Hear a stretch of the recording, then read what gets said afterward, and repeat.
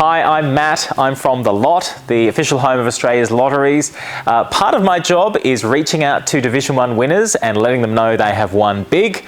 So maybe I'll be giving you a call one day soon. The most wholesome wins are certainly ones involving families, because I remember one time I called a family. They were in Sydney and they were sitting around the breakfast table. They had won a couple of $1 million, and I could tell in the background, you know, the young son, who I think was about 8, had already sort of earmarked that he wanted a Ferrari. I'm not sure that was going to happen, but you can just sort of tell how life-changing it's going to be for some families. But one of the most touching wins I've had was someone who won Super 66, and when I rang them, they were actually in Darwin on holidays, and she revealed that she'd actually just been recovering from cancer, and so because she'd had this win, she decided she was going to take the whole family on a Darwin helicopter pub crawl, which I didn't know existed, but was certainly one of the best ways to celebrate. We get a lot of responses from lots of different types of responses with Division 1 wins, and I think the funniest ones for me are always when they have a really physical reaction to the news.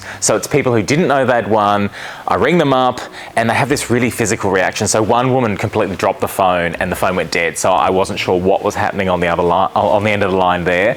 Another one, you know, people tell us they have to go sit down because their legs are shaking or their hands are shaking or their heart's racing.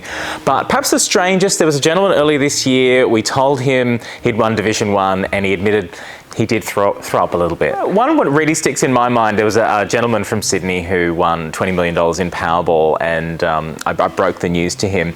He did propose to me, jokingly, but I did accept seriously, now that he's $20 million richer. But he also shared that he wanted to grin like a giraffe. So he said he played a bit of sport when he was young, so his teeth weren't the greatest, and he'd always wanted to fix up his teeth and grin like a giraffe. We get lots of really interesting things. So generally people do go for the 3 H's. They want a house, they want to help family and friends and go on a holiday. But I'm always stunned how often Dyson vacuum cleaners come up, because, you know, if you've won $20, $60 million, you know, you could probably buy a few Dyson vacuum cleaners.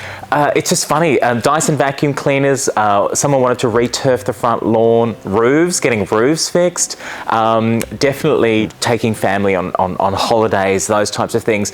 A dishwasher someone wanted to get, someone never wanted to iron a shirt ever again or mow the lawn.